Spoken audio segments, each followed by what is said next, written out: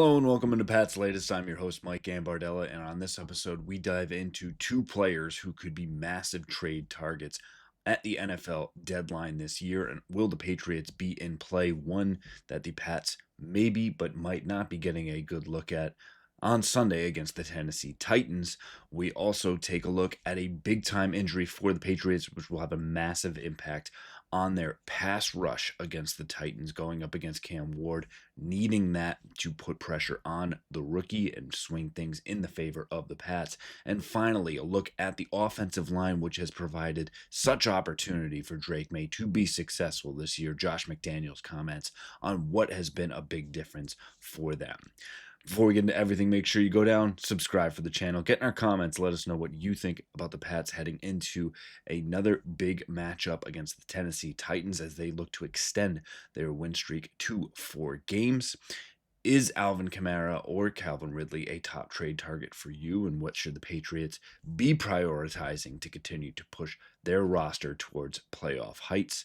And what do you see as the biggest hurdle facing these Patriots teams in 2025? Make sure you get in those comments. Let us know, and we'll answer your questions here right on the show. Make sure you give us that like, and after this one, go back and check out all of our old episodes after this one. We start with Alvin Kamara, and was a hot name on the trade market, or should say is, as he's playing for his Saints team that is likely not going to be making the playoffs this year, with Spencer Rattler as a stopgap quarterback, has been playing well. And with Saints head coach Kellen Moore being in his first year, there are a lot of things that probably will change for the Saints. And with having Alvin Kamara, a running back getting up there in age, someone who is not going to likely be in the long-term plans for the Saints. However, Alvin Kamara has a much different take. Being asked about it, he said, if I was a GM, I guess I would go to the player and be like, hey, we're trading you just so you know.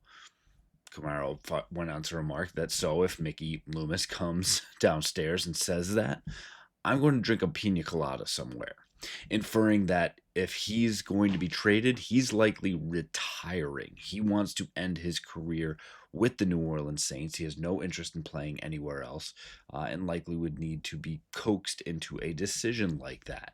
Not to say that he couldn't, and likely playing the team line and saying the right thing at a certain point, but also mildly surprising that he's going as that far to say, I'm more or less going to retire. I'm going to go drink a pina colada on a beach rather than play for another team. I think it is probably more lip service. I think there are more pressing needs for the Patriots, but if you're able to acquire someone like Alvin Kamara for a respectable uh, amount, let's say, that's definitely something you need to look at, though I don't think it will be high up on the Patriots' priority list. Wide receiver will be another part that is high up on the Patriots' priority list. And Calvin Ridley also is a player that could be available. Again, playing for a down on their luck team, just fired their head coach, trying to find a new identity. And again, a 30-year-old wide receiver could be expendable. The Patriots may not get a good look at him because he again missed practice on Thursday, and at this point with a hamstring injury is likely expected to sit against the Patriots. Makes life a little bit easier for the defensive secondary with Christian Gonzalez, Carlton Davis, and others, but more so that the Pats wouldn't get an up close and personal look at Calvin Ridley and what he's able to offer at 30 years of age. And he's had his off the field issues too, the suspension, the gambling. But again, trying to find players that can help your team. But I think this goes back into everyone is talking about Chris Olave, Calvin Ridley, and others who could be a good fit for Drake May. I think if you see Kayshon Boutte again put forth strong numbers and looks like a true number 2 wide receiver next to Stephon Diggs as your one, seeing a little bit more from Pop Douglas, knowing you have Matt Collins, great in the locker room, sure-handed, can be a big-bodied fourth wide receiver, letting Kyle Williams starting to take that next step. You even saw Efton Chisholm healthy, not a healthy scratch, but active on game day last week. There is enough around in the wide receiver room for Drake May, who has shown the propensity to sling it around a little bit as well, that wide receiver becomes less important for this team. Edge rushers and defensive backs, I think, are the top targets for this team and need to continue to be prioritized as so. And I think even more important now because Harold Landry for the Patriots is now trended towards being out with his ankle injury. He missed practice again on Thursday as well, and likely is now set to miss a quote unquote revenge game going back to the Titans, the team that just cut him a few months ago. It's again the second straight missed practice of the week for Landry. He leads the Patriots in sacks with 4.5 this season. Quarterback hits as well with 11, and tackles for loss at 6. Landry is 29 years old. Spent his first 7 seasons in the league with the Titans, and that was under Mike Vrabel, which is why he for 5 years of, I should say, of that time.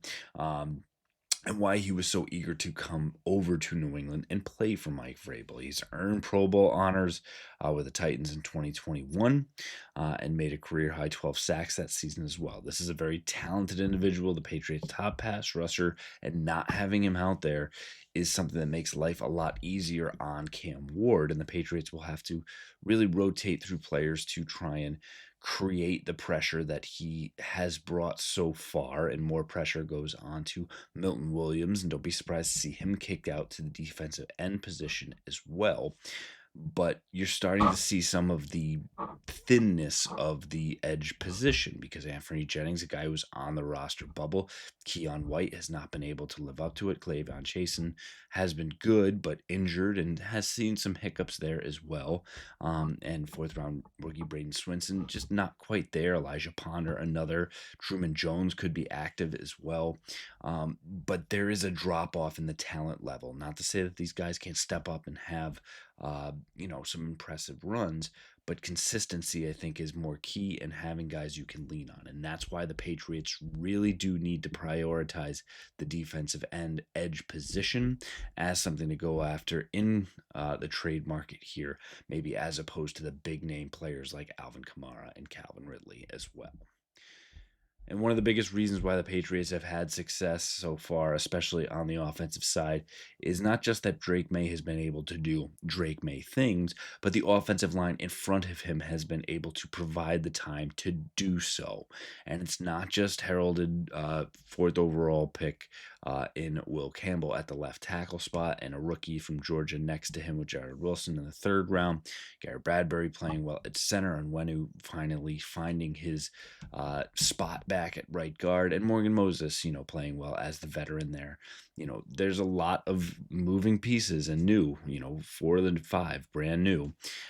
And Josh McDaniels was asked not just on having those guys kind of come together as a unit, but utilizing different schemes to make sure that you can keep other teams guessing and keep Drake May upright and mobile. And McDaniels said, I think doing things different things, I should say, in general, is probably a very good formula for anybody. The guys up front on the defensive line get paid a lot of money. There are a lot of good ones, and we've paid a lot of good ones, and we're playing some good ones this week, and that's very true with Jeffrey Simmons on the other side of it.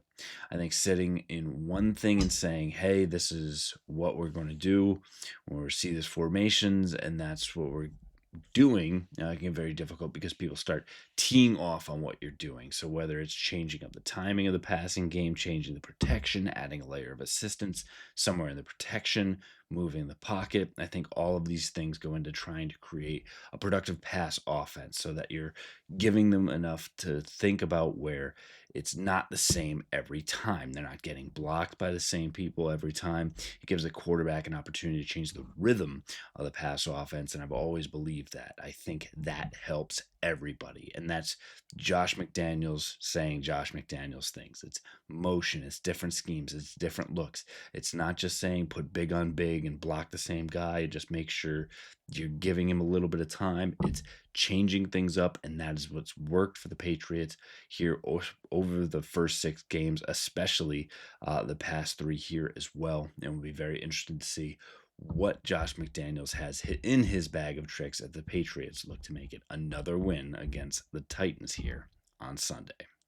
That'll do it for us here on this episode of Pat's Latest. Again, make sure you go down, subscribe to that channel, get in the comments, let us know what you think is the biggest trade acquisition priority for the New England Patriots, who you'd go after, and what you'd be willing to give up for them.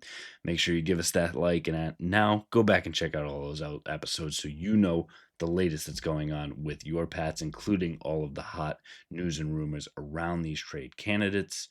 And again, just keep coming back. We've got all the information here right for you on Pat's Latest. You don't need to go anywhere else. And keep it on, fight on, Foxborough.